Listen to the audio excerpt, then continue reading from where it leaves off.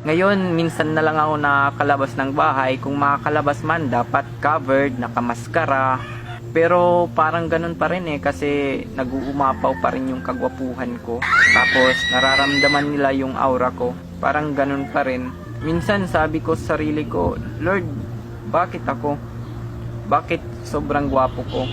Sana sa iba mo na lang binigay. Kasi parang nakukulong ako sa sarili kong kagwapuhan. Alam ko, di nila maintindihan yung pinagdadaanan ko. Sobrang nakaka-stress. Yung iba, palaging naririnig ko sa kanila, bukang bibig nila, sana all gwapo, sana all cute, sana all pogi. Ang hirap pag pinaparinggan ka. Kakainis. So ngayon, malimit lang na-enjoy ko yung buhay kasi parang limitado. Gustong gusto ko ma-enjoy yung buhay kaso parang pinipigilan ako ng kagwapuhan ko. Sa ngayon, di ko nakakama makapag-travel kasama ang kaibigan. Actually, kung pag-usapan natin yung kaibigan, limitado lang, kaunti lang kaibigan ko kasi sabi nila baka daw i-take advantage nila yung kagwapuhan ko. Marami ding nagtatanong kung may girlfriend ako. Sa ngayon, wala.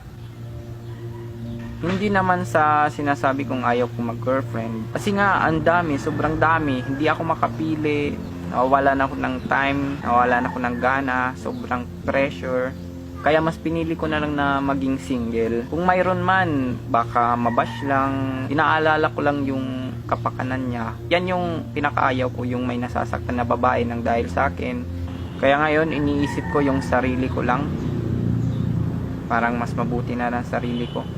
At sa mga nagtatanong kung anong sekreto ko sa mukha ko, anong nilalagay ko, wala, natural lang yan. Once nagtry ako ng Tide, pero imbis na gusto ko umangit, ba't ganon? Ang pogi ko pa rin. Sa ngayon, parang harapin ko na lang ata yung bigay sa akin, yung tadhana sa akin. Ito na talaga yung buhay ko.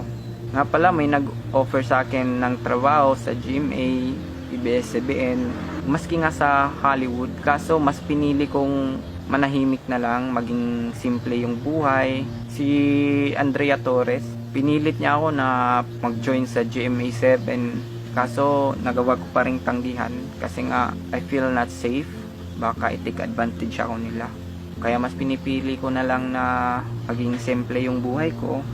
Ayun, dito na ako sa bahay. Sa mga naghahangad na maging pogi dyan, katulad ko, please pag-isipan yung mabuti kasi nasa huli ang pagsisisi.